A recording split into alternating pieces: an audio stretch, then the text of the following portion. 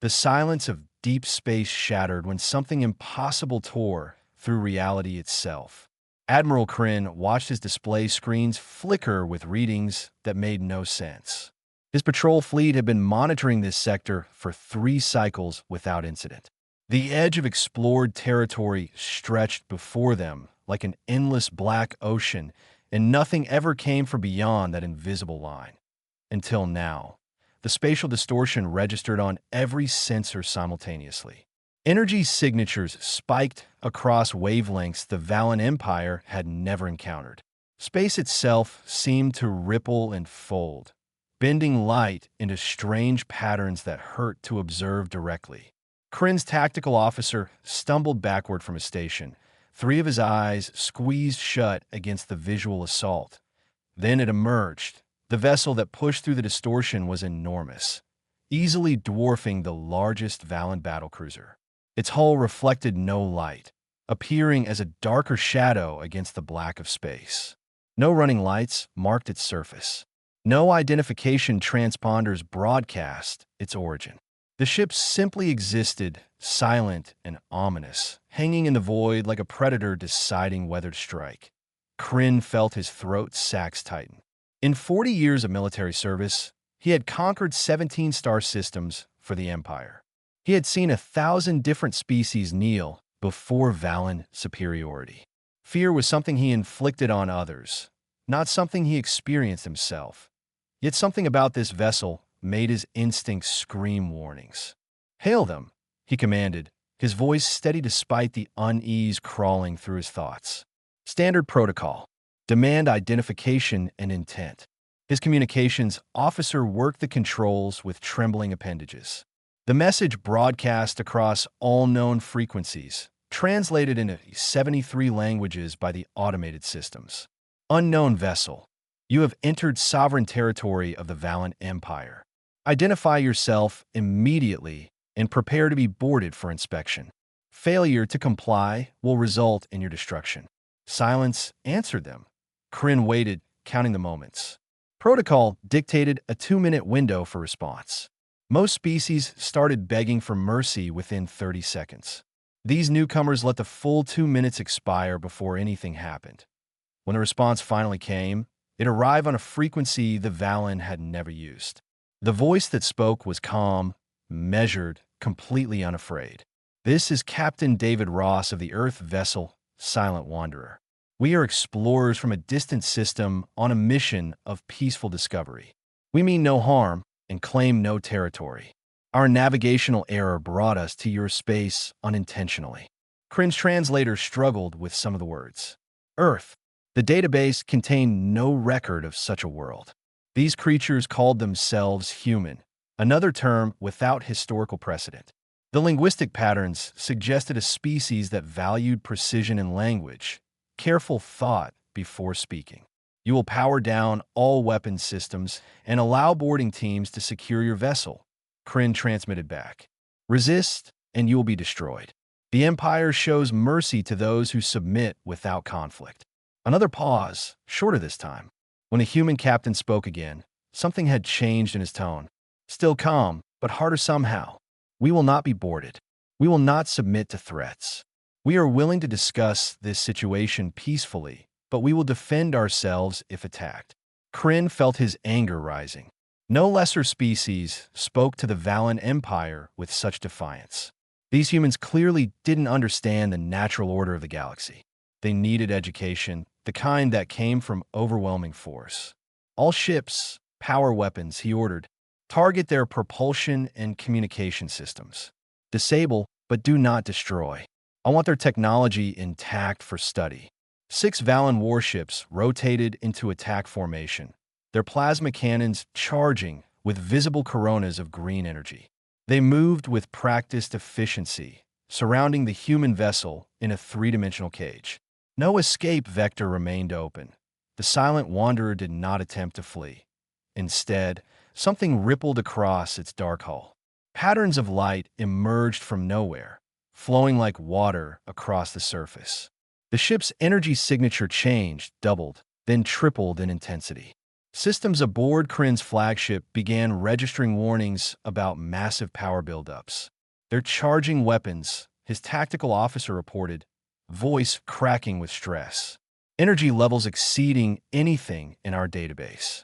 "Admiral, those readings can't be accurate." "Fire," Kryn commanded.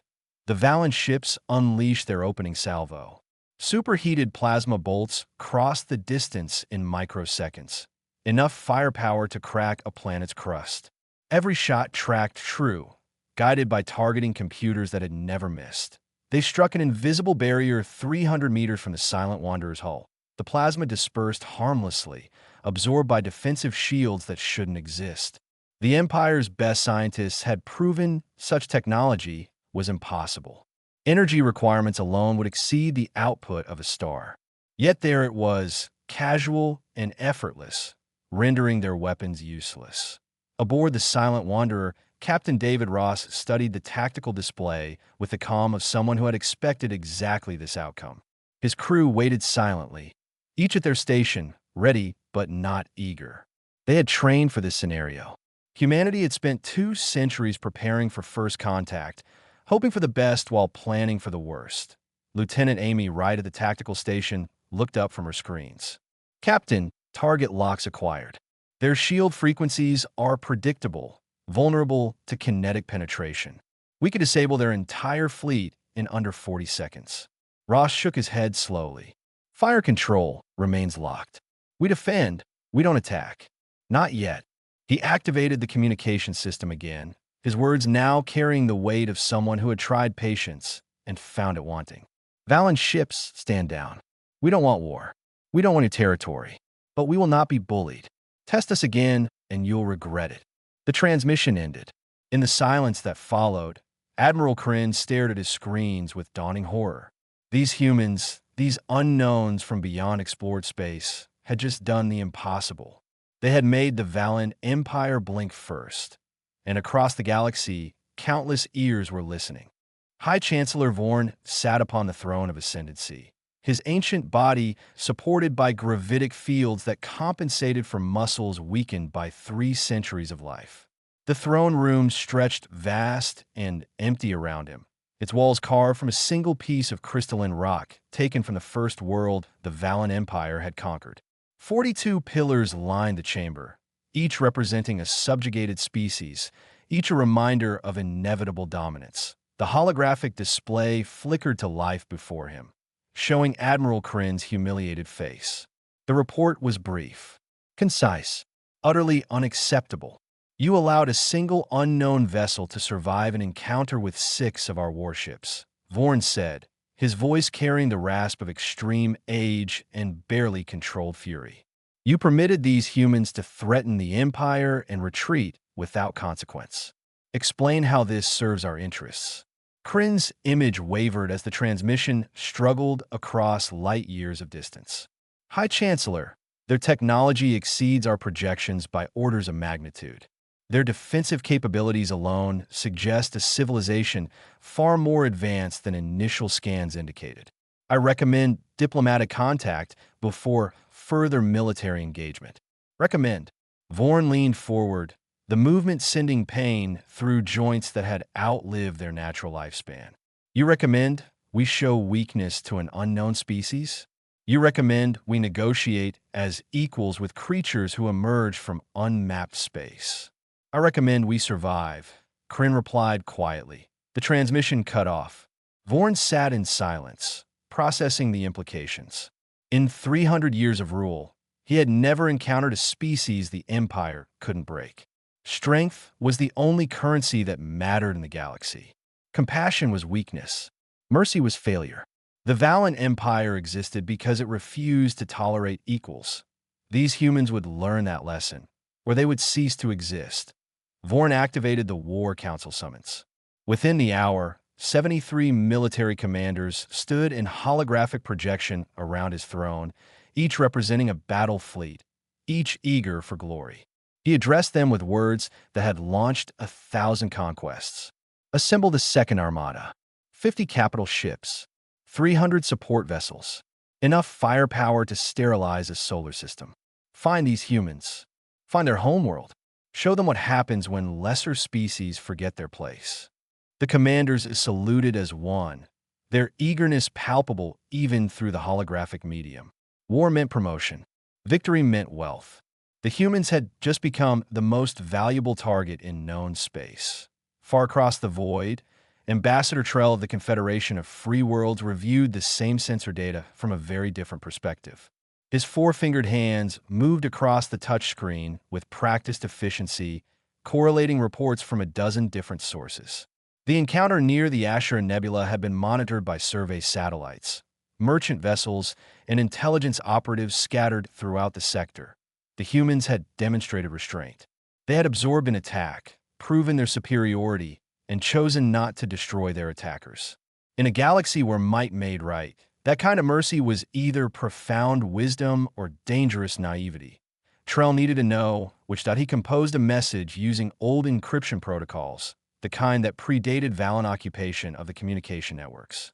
The transmission would take time to reach its destination, bouncing through relay stations controlled by sympathetic species, but eventually it would arrive at the coordinates where the silent wanderer had last been detected.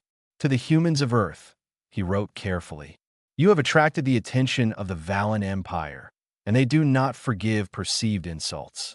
A war fleet is being assembled with orders to find and destroy you. This is not a warning motivated by altruism. The Confederation of Free Worlds has endured Valen oppression for 6 generations. We have watched 17 species try to resist and fail. If you possess the power your encounter suggests, we would speak with you about mutual interests. If you do not, flee while you still can." He sent the message and settled in to wait. In his long career as a diplomat, Trell had learned that hope was a dangerous commodity. But watching the sensor recordings of those impossible shields, seeing weapons that should have devastated a ship dissipate like rain against stone, he allowed himself the smallest flicker of possibility. Perhaps, after all this time, someone had finally evolved beyond the Empire's ability to suppress. Aboard the Silent Wanderer, Captain David Ross reviewed damage reports that weren't really damage reports at all. The Valen weapons had been absorbed so completely by the shields that the ship's hull hadn't even registered the impact. Chief Engineer Robert Hayes confirmed what the readings indicated. They could have stayed there for hours, enduring that barrage without meaningful depletion of resources. "The question," Lieutenant Amy Wright said from her station, "is whether we revealed too much. They know we can defend ourselves now. They'll come back with more ships, heavier weapons, different tactics." Ross nodded slowly. "They would have come regardless. Bullies always escalate. We just controlled the terms of first contact." He pulled up the navigation charts, studying the vast blank areas that represented unexplored space. Earth was 6 weeks away at maximum speed, assuming the experimental full drive didn't malfunction. "Send our full report home. Command needs to know what we found out here." "And what do we find, sir?" Wright asked. "An empire that rules through fear," Ross replied. "One that's never learned you can't threaten people who aren't afraid." He glanced at the pilot station where Yuki Tanaka sat ready. "Take us deeper into the nebula. Standard survey pattern. If they want to find us, make them work for it." The Silent Wanderer slipped silently into the glowing clouds of gas and dust, its sensors drinking in data about stellar phenomena while its crew prepared for war. Behind them, across vast distances measured in light years, the largest military fleet in Valen history began its journey toward what they believed would be an easy victory. None of them suspected they were about to learn the hardest lesson in galactic politics.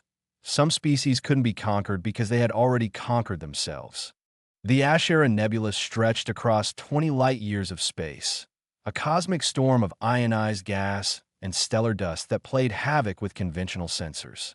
Navigation through its depths required either tremendous skill or suicidal confidence. The Valen Empire's second armada possessed neither, but they had numbers and arrogance in abundance. Admiral Kryn commanded from the dreadnought Inevitable Dominance, a vessel 3 kilometers long and bristling with enough weapons to reduce moons to rubble. 49 other capital ships surrounded his flagship in a formation designed to project overwhelming power. 300 support vessels formed a perimeter that stretched across the nebula's outer edge like a net meant to catch fish. They had been searching for 6 days. Another false contact. The sensor chief reported, his frustration evident in the way his carapace plates rattled. Background radiation is masking everything. We could pass within 1,000 meters of the human ship and never detect it. Kryn studied the tactical display with growing unease. The High Chancellor had given him explicit orders. Find the humans, destroy them, bring back their technology. Failure would mean execution, not just for him, but for his entire family line. The Valen Empire did not tolerate incompetence. Deploy probe network Delta 7, he ordered. Saturate this sector with sensor drones. If they're here, we'll find them. 200 automated probes launched from the fleet's carriers, spreading out into the nebula like seeds scattered on wind. Each probe carried sophisticated detection equipment and enough processing power to analyze terabytes of data per second. Within minutes, they had mapped gravitational anomalies, energy signatures, and spatial distortions across millions of cubic kilometers. They found nothing. What they didn't find was equally revealing. The probes that ventured too deep into the nebula stopped transmitting. No distress signals. No debris. Just silence where there should have been constant data streams. Something was out there, hunting the hunters. Deep within the Asheron Nebula's densest region, the silent wanderer drifted on minimal power. Its experimental stealth systems bent sensor waves around the hull like water flowing around stone. The ship's crew worked in near darkness. Every non-essential system shut down to reduce their energy signature to background noise levels. Chief Engineer Robert Hayes monitored the stealth field generators with the intensity of a man whose life depended on machines behaving perfectly. Which, given the circumstances, was literally true. We're at 28% capacity, he reported quietly to Captain Ross. The nebula's interference helps mask us, but if they get within 5 kilometers with active scanning, they'll punch through. Ross studied the holographic representation of the Valen fleet's positions. Lieutenant Amy Wright had been tracking their movements for days, building a predictive model of their search patterns. The analysis was almost complete. They're predictable, Wright observed, highlighting clusters of enemy ships on the display. Military doctrine demands geometric precision. They search in grid patterns, never deviate from established protocols. It makes them efficient but inflexible. Every strength is a weakness, Ross said softly. He had learned that lesson studying Earth's own bloody history. The greatest military minds of humanity's past had all eventually encountered opponents who turned their virtues into vulnerabilities. Yuki, can you navigate through their search grid? Pilot Officer Yuki Tanaka pulled up a navigation solution that looked like a child's scribble across the display. The course twisted through gravitational eddies, skirted plasma storms, and threaded between sensor coverage gaps with millimeters of clearance. It'll feel like riding a roller coaster through a hurricane, but yes, sir, I can fly it. Then we stop hiding, Ross decided. We start hunting. The change in tactics began subtly. A Valen destroyer on the fleet's outer edge detected an energy spike, something that could have been a weapon signature or simply stellar phenomena. The ship's captain, eager for glory, broke formation to investigate. His vessel penetrated deep into a gas cloud, sensors straining to pierce the interference. The silent wanderer appeared 300 meters off his port bow, shields down, weapons cold, simply existing in space where nothing should be. For 5 full seconds, the Valen crew stared in shock at the impossible vessel. Then it vanished again, folding back into the nebula's embrace before the destroyer's weapons could even target it. But in those 5 seconds, every sensor on the Valen ship had captured detailed scans. The data transmitted automatically to the fleet network, and Admiral Kryn saw the readings with his own eyes. The human ship had been there, deliberately revealing itself, demonstrating a level of confidence that bordered on contempt. All ships converge on Sector 7 Alpha, Kryn commanded. Maximum speed. They're playing games with us. The Valen Armada turned like a vast mechanical beast, redirecting its terrible power toward the coordinates. Ships that had been light years apart began closing the distance, eager to trap their prey. They found nothing at the coordinates. The silent wanderer had moved on. Over the next 18 hours, the pattern repeated. The human ship would appear at the edge of some Valen formation, allow itself to be detected, then disappear before intercept was possible. Each appearance pulled portions of the fleet out of position, disrupting their search grid, forcing ships to burn fuel racing toward empty coordinates. Lieutenant Wright watched the Valen fleet's cohesion deteriorate with professional appreciation. They're frustrated, making mistakes. 3 of their capital ships nearly collided during that last maneuver. Ross nodded. Fear makes people stupid. They came here expecting an easy victory, and now they're chasing ghosts. How many of their ships have separated from the main fleet? 17 capital ships hunting independently. 42 support vessels operating beyond mutual support range. Wright smiled grimly. They're doing our job for us. Then it's time to stop teasing them, Ross said. He turned to the tactical station. Amy, pick a target. Something isolated. Show them what happens when you hunt something that hunts you back. The silent wanderer emerged from the nebula's concealment one more time, but now its weapons were hot and its intentions were clear. A Valen heavy cruiser, separated from the fleet by 3 light minutes, suddenly found itself facing the full attention of human military engineering. The cruiser's captain had approximately 12 seconds to realize his catastrophic mistake before his ship's systems began failing in cascading sequence. No shots fired, no missiles launched, just sophisticated electronic warfare that turned the Valen vessel's own computers against it. The Valen heavy cruiser Relentless Fury drifted dead in space, all power systems offline, life support running on emergency batteries. Its crew of 800 huddled in the dark, waiting for either rescue or death. They had encountered the human ship for exactly 47 seconds. In that time, everything they understood about warfare had been rendered obsolete. Captain David Ross reviewed the engagement recordings with Chief Engineer Robert Hayes, standing beside him. The Silent Wanderer's electronic warfare suite had identified every vulnerability in Valen computer architecture within the first 10 seconds. After that, it was simply a matter of sending carefully crafted data packets that exploited those weaknesses. We didn't fire a single weapon, Hayes observed, equal parts impressed and disturbed. Just rewrote their operating systems, convinced their computers that a catastrophic failure had occurred, and let automation do the rest. Their own safety protocols shut everything down. Better than killing them, Ross replied. They're scared now, but they're alive to learn from it. Lieutenant Amy Wright interrupted from her station. Captain, we're receiving a transmission. It's not from the Valen fleet. Encryption is sophisticated but non-hostile. Someone wants to talk. The message played across the bridge speakers, Ambassador Trell's measured voice filling the silence. He explained the Confederation of Free Worlds, detailed 6 generations of Valen oppression, and offered an alliance between species who valued freedom over domination. His words painted a picture of a galaxy divided between those with power and those who suffered under it. Ross listened carefully. He had suspected the Valen Empire wasn't beloved by its subjects, but confirmation changed calculations. This wasn't just about defending one human ship anymore. This was about humanity's place in a much larger conflict. Sent a response, Ross decided. Tell Ambassador Trell we're interested in dialogue, but first we need to finish this conversation with the Valen. Can't negotiate from a position of being hunted. The message went out through encrypted channels. Somewhere in the vast darkness between stars, Trell would receive it and understand.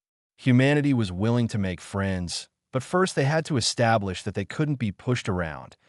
Admiral Kryn stared at the tactical display aboard Inevitable Dominance, trying to process the impossible. The Relentless Fury had been one of their newest vessels, equipped with the latest defensive systems, crewed by elite warriors. The humans had defeated it without firing a shot. Worse, the engagement had been broadcast across open channels. Every species with a radio telescope had watched the Valen Empire's technology proven inferior. Subject worlds were seeing their oppressors humiliated. The political damage would take generations to repair. All ships, Close formation, Kryn commanded. Nove se la operats independently. We move as a unified fleet, or not at all. His tactical officer hesitated before speaking. Admiral, the High Chancellor is demanding immediate results. If we don't engage and destroy the humans soon, he will replace you. Replace. Such a gentle word for execution. Kryn had seen officers replaced before. Their families erased from history. Their names forbidden. The Empire tolerated many things, but failure wasn't among them. Then we draw them out, Kryn said quietly. Broadcast on all frequencies. Tell the humans we're targeting the nearest inhabited system. Give them a choice between fighting us directly or watching civilians die. The message transmitted immediately, a declaration that would violate every treaty and convention the galaxy had established. The Valen Empire would destroy an innocent world just to force one enemy ship into battle. Aboard the Silent Wanderer, the crew heard Kryn's threat in stunned silence.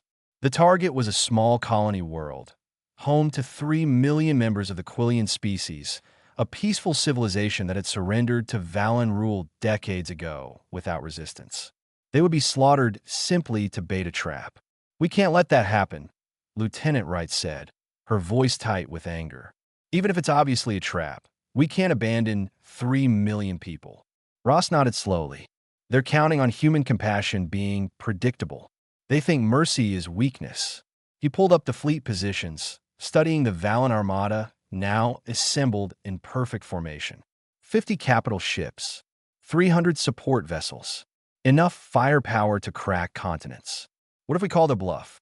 Yuki Tanaka suggested from the pilot station. They want a battle, but they also want to look strong. Destroying civilians would make them look desperate. The High Chancellor doesn't care about looking desperate, Ross replied. He's 300 years old and ruling through fear. He'll burn that world just to make a point. He was quiet for a long moment, weighing options that all felt inadequate. We can't fight that entire fleet alone and win, but we can make them regret the threat. The plan came together quickly, born from equal parts desperation and calculated risk. The Silent Wanderer would engage the Valen fleet directly, but not to destroy it. The goal was simpler and infinitely more difficult. Humiliate them so completely that threatening civilians would seem pointless.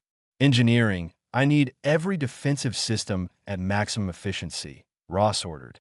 Amy, target selection priorities are command and control ships only. Disable their coordination, make them blind and deaf. Yuki, keep us moving. Never the same vector twice. If they can't predict us, they can't hit us. The Silent Wanderer accelerated out of the nebula, its stealth systems disengaging as it burned toward the assembled Valen Armada at speeds that made physics professors weep. The human ship appeared on every sensor screen simultaneously, a dark shadow against darker space, charging directly at the heart of enemy formation. Admiral Kryn felt something he hadn't experienced in decades: genuine fear. The humans weren't running. They weren't hiding. They were attacking, one ship against 350, with the confidence of beings who knew something the Valen didn't. All weapons, fire at will, he commanded, his voice barely steady. Destroy them. The Valen fleet unleashed hell itself. Energy weapons that could boil oceans. Kinetic missiles that moved at relativistic speeds. Plasma torpedoes hot enough to ignite atmospheres. Every weapon system in the Armada fired simultaneously, creating a wall of destruction that nothing could survive. The Silent Wanderer flew through it like it wasn't there, shields absorbing energies that should have been impossible to deflect, point defense systems intercepting missiles with contemptuous ease. The human ship wove between capital ships, never slowing, never stopping, leaving disabled vessels in its wake. The battle, if it could even be called that, lasted 11 minutes. In that time, the Silent Wanderer disabled 47 Valen warships, crippled the communication network that coordinated the fleet, and demonstrated technological superiority so absolute that further resistance became meaningless. No Valen crew members died. Their ships simply stopped working, floating helpless while emergency systems kept the lights on and air circulating. Captain David Ross broadcast across every frequency, ensuring his words reached not just the Valen fleet, but every listening station within 100 light years. His voice was calm, almost conversational, as if discussing philosophy rather than declaring terms to a humiliated empire. "I need you to understand something," Ross began, his image appearing on thousands of screens simultaneously. Humanity spent most of its history conquering itself. Nation against nation, tribe against tribe, people who looked different or thought different or prayed different. We got very good at killing each other. Exceptionally good. We developed weapons that could end all life on our planet 1,000 times over. He paused, letting that sink in.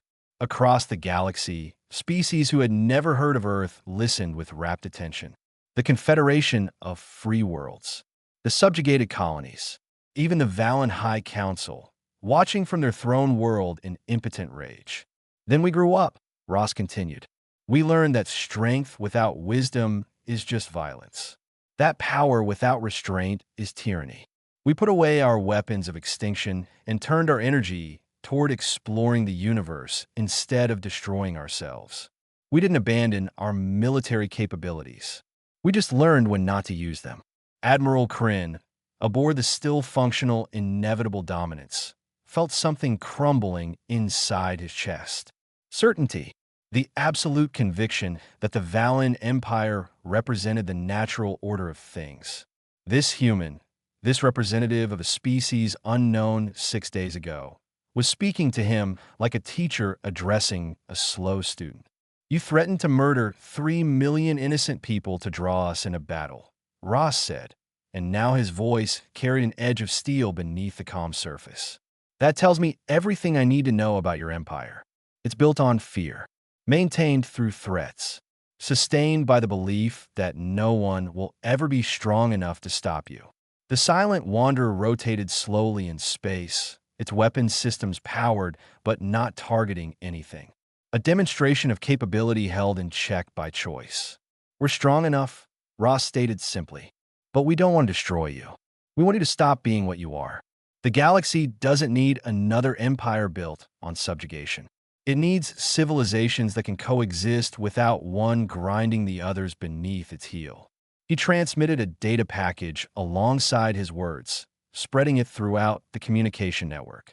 Detailed schematics of Earth's history, images of ancient wars, documentation of humanity's darkest moments, the atomic bombings that ended one conflict, the genocides that stained entire continents, the environmental destruction that nearly made their homeworld uninhabitable, then the transformation, the gradual, painful process of learning to be better, the treaties, the collaborations, the moment when humanity looked at its own reflection and chose to change rather than continue down paths that led only to extinction. "This is what we were," Ross said, "what you are now, and this is what we became, what you could become if you choose to." On the Valen homeworld, High Chancellor Vorn watched the transmission with hands that trembled from more than age. The human had just broadcast the Empire's greatest secret to the entire galaxy. That dominance through fear only worked until someone wasn't afraid anymore. Every subjugated species was watching this moment. Every oppressed world was seeing proof that the Valen could be defeated. The Empire was collapsing in real time, and there was nothing Vorn could do to stop it. Ambassador Trell, monitoring from his diplomatic vessel, felt hope kindle in his chest for the first time in his long career. The humans weren't just powerful. They were wise enough to use that power carefully. They understood that crushing an enemy created martyrs, but educating an enemy created allies. The Confederation had been preparing for revolution for generations, slowly building networks of resistance, waiting for the right moment. That moment had just arrived, delivered by a species no one had known existed. Trell composed a new message, this one addressed to resistance cells across 40 systems. "The humans have given us an opening. Prepare for peaceful transition. No violence unless absolutely necessary. Show the galaxy that we're better than our oppressors." Aboard the Silent Wanderer, Lieutenant Amy Wright monitored the response to Ross's broadcast. Communication channels across known space lit up like a star going nova. Subject species were coordinating. The Valen military command structure was fracturing as officers questioned orders. Even some Valen citizens were broadcasting messages, questioning their government's policies. "We just started a revolution," Wright observed. "We just gave an existing revolution permission to succeed," Ross corrected. "Trell and his people have been planning this for decades. We're just the catalyst." He turned to his communication officer. "Send a message to Earth. Tell them we've made first contact. Situation is complex but manageable. Request diplomatic envoy and support fleet." The message transmitted through the experimental fold space communicator, reaching Earth in minutes rather than weeks. Command would receive his report and make decisions about humanity's next steps. For now, Ross had done what he could. "Admiral Kryn," Ross transmitted directly to the Valen flagship. "Your fleet is disabled but intact. Your crews are alive. In approximately 6 hours, our support fleet will arrive. You have until then to decide whether humanity becomes your enemy or your teacher. Choose wisely." The transmission ended. The silent wanderer resumed its position in space, waiting with infinite patience while an empire decided whether to die, fighting or live, changing. On the colony world the Valen had threatened, 3 million Quillian people watched the sky with new hope. Children who had been born into oppression dared to dream of freedom. Parents who had accepted subjugation as inevitable began to imagine different futures. Across the galaxy, the impossible had become real. The Valen Empire, unstoppable for 3 centuries, had been stopped by a single ship crewed by beings who understood that true power meant choosing not to destroy when you could. History pivoted on that choice, spinning toward futures no one had predicted, carrying with it the promise that tomorrow might be better than yesterday, if only people were brave enough to change. 5 Earth vessels emerged from fold space with the precision of a surgical strike team, their hulls bearing the insignia of the United Earth Defense Fleet. They were smaller than the Silent Wanderer, but no less impressive, each representing humanity's commitment to exploring the galaxy with open hands and ready fists. Fleet Admiral Sarah Chun commanded from the EDF horizon, her reputation preceding her arrival.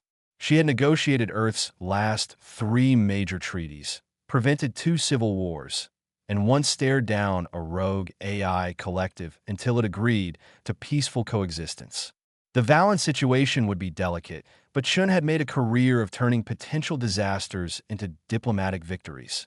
Her first transmission went simultaneously to Captain Ross and Admiral Kryn, establishing herself as the authority figure who would broker whatever came next. "This is Fleet Admiral Chun of Earth. Captain Ross has briefed me on the situation.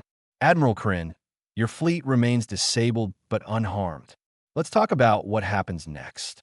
The communication channel opened on the Valen flagship's bridge.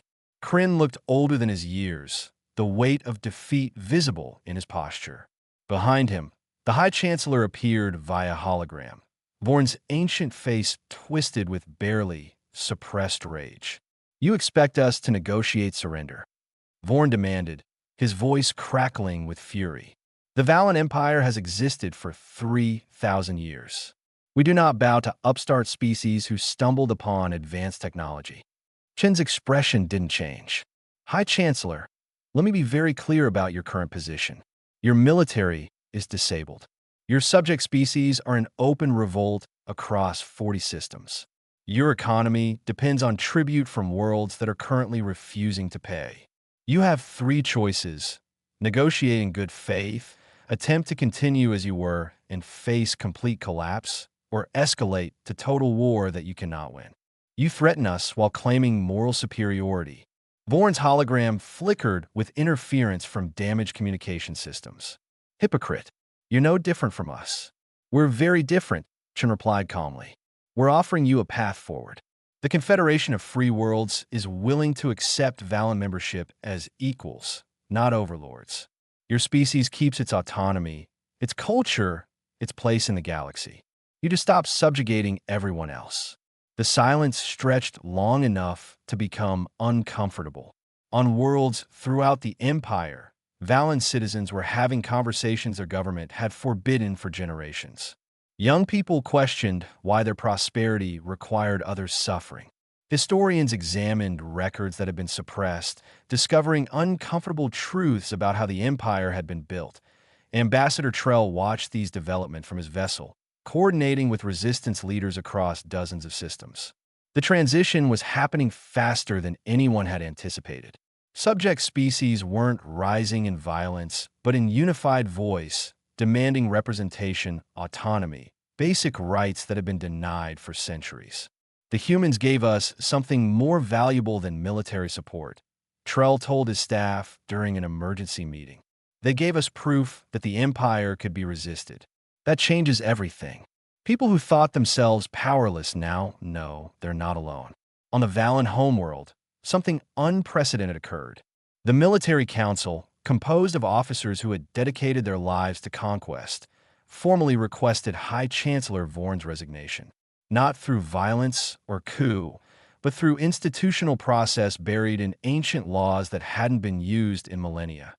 General Thrace, the eldest member of the council, delivered the message personally. High Chancellor, the empire you built is unsustainable. Every day we continue current policies, we lose more territory, more loyalty, more future. The humans have shown us a mirror. What we see reflected there isn't flattering, but it's true. Vorn felt the weight of 3 centuries pressing down on his shoulders. He had outlived his children, his grandchildren, most of his great-grandchildren. He had built an empire through sheer force of will and the conviction that strength alone mattered. Now, that foundation was crumbling, revealed as sand rather than stone. And if I refuse? Vorn asked quietly. Then the military council will act without you, Thrace replied. We're tired, High Chancellor. Tired of maintaining an empire built on fear. Tired of being hated by half the galaxy. The humans showed us there's another way. We'd like to try it. The resignation came 3 hours later, transmitted across official channels. High Chancellor Vorn stepped down after 300 years of rule, replaced by a provisional council committed to transitioning the Valen Empire into the Valen Republic. The process would take years, possibly decades, but the direction was set. Admiral Kryn, no longer facing execution for his failures, found himself appointed to the new Transition Council.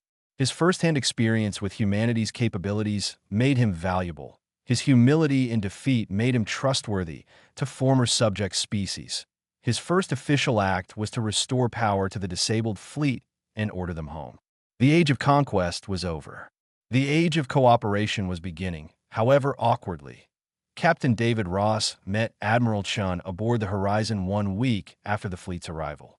They stood in the observation deck, watching as Valen ships limped toward their home systems while Confederation vessels moved freely through space they'd been excluded from for generations.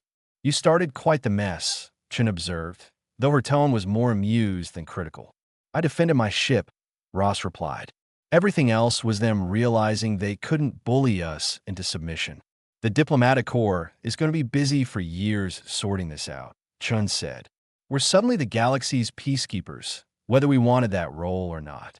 Ross nodded slowly. Humanity spent 2 centuries preparing for first contact.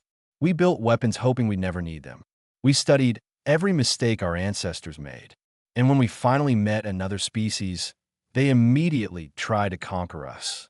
And we chose education over annihilation, Chun finished. That's what makes us different. The Valen would have destroyed us. We gave them the option to change. 3 months later, formal treaties were signed aboard a neutral station. The Valen Republic joined the Confederation of Free Worlds as provisional members, subject to oversight until democratic reforms were fully implemented. Former subject species gained representation in a new Galactic Council. Humanity took seats alongside species that had been navigating politics for millennia. The Silent Wanderer, its mission of peaceful exploration thoroughly derailed, received new orders. Captain Ross and his crew would serve as liaisons between Earth and the Confederation, helping humanity navigate its sudden prominence in galactic affairs. Lieutenant Amy Wright summed up the situation during a quiet moment on the bridge. We left Earth looking for new worlds to explore. Instead, we found an empire and accidentally started a revolution. Not a revolution, Ross corrected gently. An evolution.